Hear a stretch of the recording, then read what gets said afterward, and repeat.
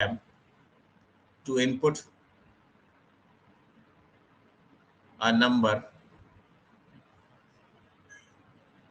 and check for positive or negative. ठीक है, तो पॉजिटिव नंबर है या नेगेटिव नंबर हमको चेक करना था. So what I am doing over here, I am declaring a package import java dot util dot asterisk semicolon class number. I am giving the class void such as check. I am giving the function name and with the help of scanner, हम scanner की मदद से बेटा यहाँ पे input लेने वाले हैं. Equals to new scanner system dot in. Anant Gauri का मैसेज था, तो अगर तुम उसे फोन करके बोल दो कि भाई ज्वाइन कर लो class. Now I will ask from the user that enter a number. तो एक नंबर हमने इनपुट कराया और यहीं पे हमने वेरिएबल भी लिया int n equal to sc dot next int. जब हमने n नंबर ले लिया और नंबर लेने के बाद हम इसको चेक कराना है कि पॉजिटिव है या नहीं, तो बेटा आपको पहले समझना होगा कि पॉजिटिव नंबर जो है 0 से बड़ा होता है और नेगेटिव नंबर 0 से छोटा होता है. तो सिंपल सी कहानी है, हम यहाँ पे इफ एल्स यूज कर लेंगे. If n is greater than 0, तो यहाँ पे मैसेज प्रिंट कर देंगे सीधा system dot out dot print ln कि भाई ये पॉजिटिव नंबर है. ठीक है, मैसेज जैसा चाहे आप वैसा प्रिंट कर सकते हैं. एल्स हम प्रिंट कर देंगे system dot out dot print ln negative number. तो ये तो हो गया सिंपल सा प्रोग्राम. आई होप ये प्रोग्राम सबको समझ में आ गया होगा, पॉजिटिव और नेगेटिव. तो यहाँ पे एक्चुअली अभी मैंने आपको सिंपल इफ पढ़ाया है, इफ एल्स पढ़ाया है. इसके लिए बेटा हम if else if ladder use कर सकते हैं. ठीक है, इफ एल्स इफ लैडर से या मल्टीपल इफ स्टेटमेंट से हम चेक कर सकते हैं. अब इसकी जगह मैं अगर प्रोग्राम ऐसा बनाना चाहूँ, if you can see that, इसकी जगह अगर मैं दूं यहाँ पे कि इफ n ग्रेटर देन 0, तो मैंने प्रिंट कर दिया system dot out dot print ln positive. फिर एक और इफ लगाया, फिर मैंने दिया अगर n लेस देन 0, तो system dot out dot print ln यहां दे दिया बेटा नेगेटिव. और एक और इफ दे दिया if n double equal to 0, तो यहां प्रिंट हो जाए system dot out dot print ln 0. ठीक है, तो आपने देखा कि मैंने यहाँ पे ये जो मल्टीपल इफ स्टेटमेंट है, इसको हम मल्टीपल इफ स्टेटमेंट कहते हैं. We used to called it multiple if statement.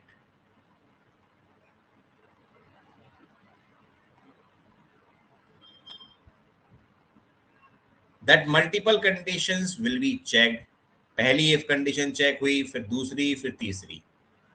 Actually if else if ladder जब हम पढ़ेंगे तो इसमें ड्रॉबैक हम जानेंगे, इसका ड्रॉबैक क्या है. ठीक है, अभी हम नहीं पढ़ेंगे ये चीज, बट पहले मैं चाहूंगा कि आप पहले सिंपल इफ पढ़ें, इफ एल्स पढ़ें, उसके बाद we will discuss the problem और the solution and the difference. Now let's move to the next question. Next question मैंने बेटा आपको दिया था, write a program to input CP, SP and calculate profit और लॉस. और कितने का हुआ ये भी हमको बताना था.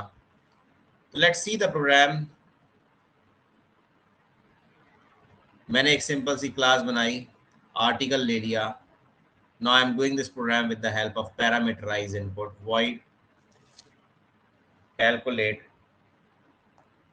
और यहाँ पे मैंने int CP और int SP लिया. अब बेटा मैं आपको बताता हूँ कि बच्चे यहाँ पे मिस्टेक क्या करते हैं. बच्चे यहाँ मिस्टेक करते हैं, क्या करते हैं, दे यूज टू टेक CP ऐसा लिख देंगे, दे यूज टू टेक SP ऐसा लिख देंगे. उनके अंदर मैथ वाला कीड़ा आ जाता है। कौन सा कीड़ा आता है? मैथमेटिक्स वाला कीड़ा। So these two identifiers are wrong, ये गलत है बेटिया। क्यों होंगे गलत? ये वैलिड आइडेंटिफायर्स नहीं है। ध्यान करो, मैंने आपको रूल बताए थे आइडेंटिफायर्स के कि कोई भी स्पेशल सिंबल हम आइडेंटिफायर में यूज नहीं कर सकते हैं। This is the frequently mistake which the students generally do in this program. तो ऐसा नहीं करना है। अब आगे बढ़ते हैं। अब यहाँ पे हमको देखना है कि बेटा अगर एसपी बड़ा है सीपी से, इसका मतलब है कि अगर आपने आर्टिकल को ज्यादा प्राइस में बेचा है कॉस्ट प्राइस से, तो आपको फायदा हुआ होगा। तो हम यहाँ पे एक मैसेज प्रिंट करेंगे, profit made of rupees, plus लगा के हम यहाँ पे एसपी माइनस सीपी कर देंगे। क्लियर हुआ? अब यहाँ पे हम दूसरा एफ लगाएंगे। अगर सीपी बड़ा है एसपी से, तो इसका मतलब है आपने जो खरीदा था आर्टिकल वो महंगे में खरीदा लेकिन सस्ते में बेचा, तो लॉस हुआ आपको। तो यहाँ पे लिखेंगे loss made of rupees, plus लगा के सीपी माइनस एसपी। करते हैं नहीं करते हैं भाई? आपने 100 रुपए का सामान लिया और 90 रुपए में बेच दिया 90 रुपीज में, तो लॉस हुआ ना आपको 10 रुपीज का। तो वहां पे सीपी माइनस एसपी करेंगे। फिर यहाँ पे if SP equals to CP, अगर दोनों ही बराबर हैं तो क्या होगा उस condition? No profit no loss, है कि नहीं? तो इसका मतलब ये सही समझदार बिजनेसमैन नहीं है जो ऐसा कर रहा है। भाई जितने में लाया उतने का उसने बेच दिया, मेहनत और फालतू की लग गई, फ्री की मेहनत और कर बैठा। ठीक है, तो ये था प्रोग्राम सिंपल सा। अब हम आगे बढ़ेंगे। If else if ladder. एक बार इससे पहले एक काम करते हैं, पहले मल्टीपल इफ देख लेते हैं। हालांकि हमने अभी प्रोग्राम तो पढ़ा है उसका, बट स्टिल फिर भी उसको देख लेते हैं। सो मल्टीपल इफ स्टेटमेंट, ठीक है। मल्टीपल इफ स्टेटमेंट की अगर हम बात करें तो कई सारे अगर मल्टीपल कंडीशंस हैं, जैसे कि अभी पिछले प्रोग्राम्स में थे, तो इस तरह से हम मल्टीपल इफ स्टेटमेंट यूज करते हैं। तो इसका सिंटेक्स अगर हम देखेंगे बेटा, तो सिंटेक्स आपका होगा जैसे मैंने दिया, इफ और कंडीशन 1, फिर स्टेटमेंट 1,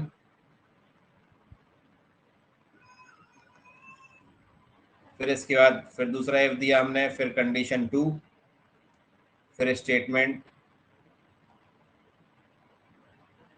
2, फिर दूसरी condition if condition 3। So as many as you required the condition, आप ये कंडीशन दे सकते हैं।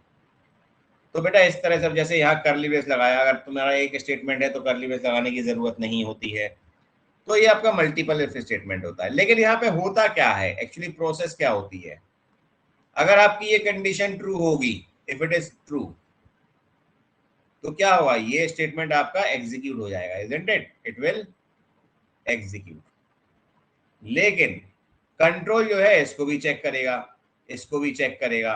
तो इट मींस ये तीनों कंडीशन चेक करेगा मल्टीपल इफ में।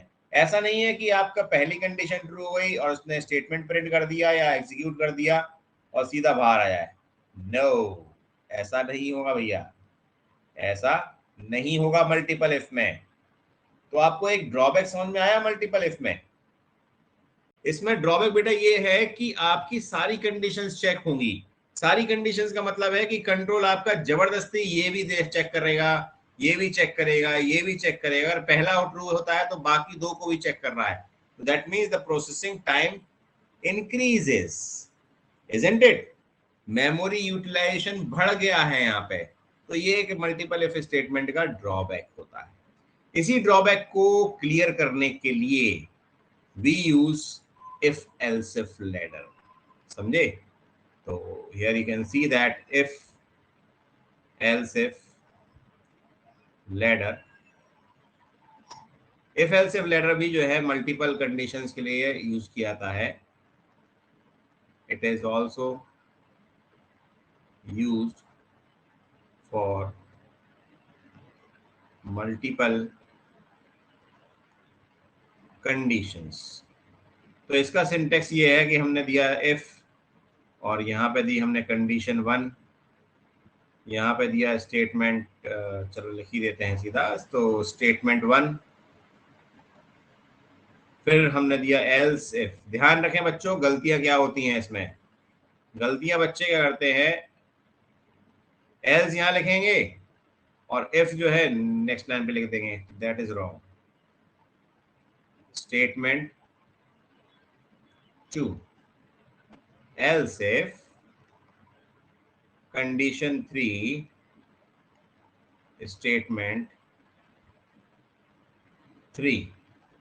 अब मान लो हमारे पास 3 कंडीशन थी और एक और चौथी कंडीशन जो है, अगर कोई भी कंडीशन फॉलो ना हो तो ये हो जाए, तो उसमें हम कहेंगे एल्स। स्टेटमेंट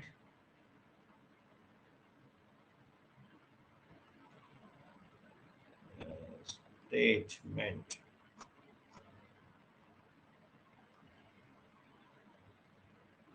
4। तो आप देखेंगे अगर कोई भी कंडीशन ट्रू नहीं होती है, जैसे मान लो कंट्रोल पहले उसने ये कंडीशन चेक करी, उसके बाद कहाँ आएगा वो, नेक्स्ट वाले इफ पे आएगा बेटा, ठीक है, ये कंडीशन चेक करने यहाँ पे आएगा, फिर उसके बाद आएगा यहाँ पे। अगर ये भी कंडीशन फॉल्स होती है, ये भी फॉल्स होती है, और फिर ये फिर जाएगा एल्स में, कब, ये भी फॉल्स होने पे, तब ये आपका जाएगा एल्स में। लेकिन अगर मान लो यहाँ पर कंडीशन ट्रू हो जाती है, पहली कंडीशन, तो सीधा कंट्रोल बाहर आ जाएगा एल्स के, फिर ये बाकी कंडीशंस चेक नहीं करेगा। So this is the benefit of if else if, कि इफ एल्स इफ लैडर में मल्टीपल इफ स्टेटमेंट की जगह मेमोरी यूटिलाइजेशन कम होता है एंड प्रोसेस जो है हमारी इंक्रीज हो जाती है, process time you can say, और यूटिलाइजेशन। तो I hope that you all understood students multiple if statement and if else if ladder. Now let's move to the next part. हम देखेंगे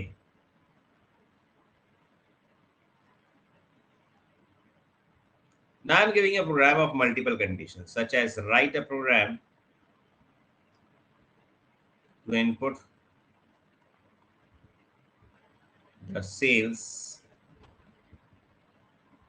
made in rupees by the salesman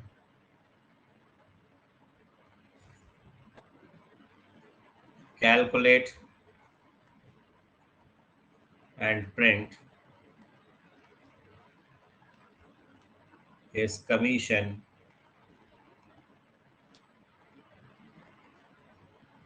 on the basis of given criteria। तो criteria अगर हम देखेंगे, for example अगर दिया हुआ है, मैंने 2 टेबल आपको बना के दिए हैं, फॉर एग्जांपल सेल्स और एक दिया है कमीशन का percentage. Here I am giving such as say sales अगर made less than 5,000, ठीक है, above 5,000 but less than 10,000। तो यहाँ कमीशन हमने दे दिया फॉर एग्जाम्पल 2%, यहाँ कमीशन हमने दे दिया मान लो 5%। अब यहाँ पे दे दिया हमने above 10,000 but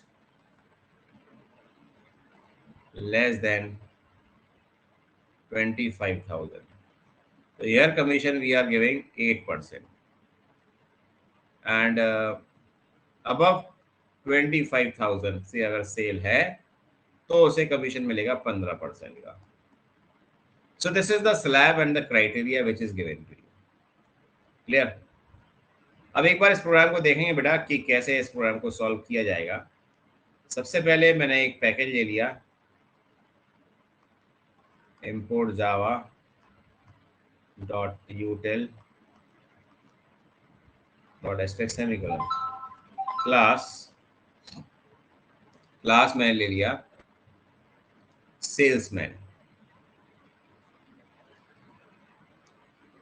void कमीशन।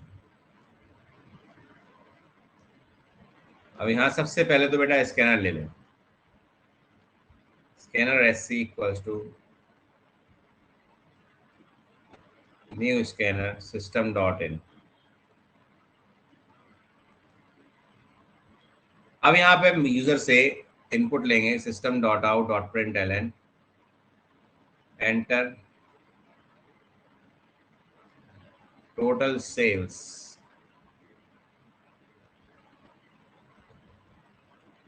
तो यहाँ पे आपको टोटल सेल्स लेनी है तो यूजर से इनपुट कराएंगे सेल्स में, तो इंट एस ले लें एक variable equal to SC dot next int. ठीक है, तो सेल्स की वैल्यू आ गई हमारे पास एस में। अब यहाँ पे इस कंडीशंस के हिसाब से बेटा चेक करना है आपको, तो यहाँ पर हम मल्टीपल इफ लगा सकते हैं या फिर इफ एल्स इफ लेटर। तो which will more convenient and more effectful for the programming language? If else if letter will be the more convenient and more effectful as well. तो यहाँ पे हमने पहली कंडीशन लगाया कि अगर sales less than equal to 5000 है तो यहाँ पे एक वेरिएबल लेना था अपन को कमीशन का। तो कोई बात नहीं, मैं डबल टाइप का एक वेरिएबल ले लेता हूँ कमीशन इक्वल टू 0.0। अगर sale less than equal to 5000 है तो 2% कमीशन बनेगा। तो यहाँ डबल कॉम लिए हुआ था, यहाँ पे कॉम में डाल देंगे 2%, that is 2 upon 100.0 of sales. Sales s में है तो एस में से पहले निकालेंगे हम 2%। ध्यान रखें बेटा अपॉन में जब भी करते हैं तो 0.0 लगाना नहीं भूले, नहीं तो इंटीजर में नंबर आएगा, समझे। अब यहाँ पे अपन ने एल्स इफ लगाया, फिर s is less than equal to 10,000 upper value ले ली हमने, तो कमीशन जो है 5%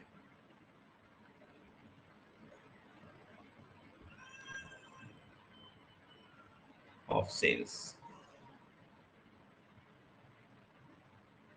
एल्स इफ अब 10,000 के बाद क्या कंडीशन थी? 25,000, तो less than, that means s is less than equal to 25,000। तो कमीशन कितना बनेगा? 8%, that is 8 upon 100.0 into sales. अब यहाँ पे जब लास्ट कंडीशन बचती है अबव 25,000 तो बेटा कंडीशन लगाने की जरूरत नहीं होती है, सिर्फ एल्स लिखेंगे और कमीशन जो है वो कैलकुलेट हो जाएगा 15% से।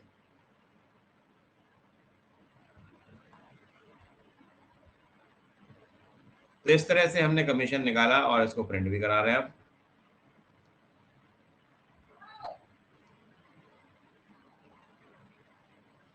कमीशन इक्वल्स टू प्लस लगा के कॉम।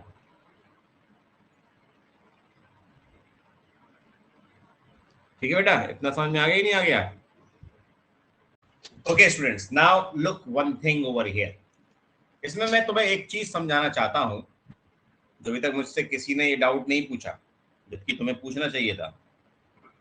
ठीक है, आपने देखा यहाँ पे कंडीशन, मैंने कहा कि जो सेल्स है वो 5,000 से ज्यादा होनी चाहिए लेकिन 10,000 से कम होनी चाहिए। तो यहां पर आप देखेंगे मैंने स्टार्टिंग की कंडीशन तो दी ही नहीं, this condition I had not given. तो क्या मेरे इफ एल्स इफ लेटर को कोई फर्क पड़ेगा? यहाँ पे हर कंडीशन एग्जीक्यूट होगी ही नहीं।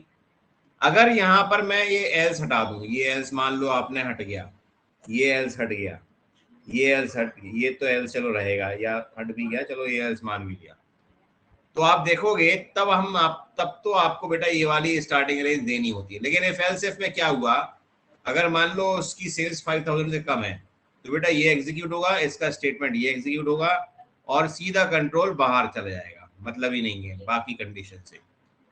बट अगर मल्टीपल इफ लगा है, इफ एल्स में एल्स इफ नहीं लगा है, सिर्फ इफ स्टेटमेंट लगे हैं, तो ये भी एग्जीक्यूट होगा, ये भी एग्जीक्यूट होगा, ये भी एग्जीक्यूट होगा। अब सब में अगर मान लो तुमने 4000 की सेल्स करी तो ये भी प्रिंट हो जाएगा, ये भी कैलकुलेट हो जाएगा, फिर ये भी कैलकुलेट हो जाएगा क्योंकि वो 10,000 से कम है, फिर यही क्या कैलकुलेट हो जाएगा 25,000 से कम है सेल्स 4,000।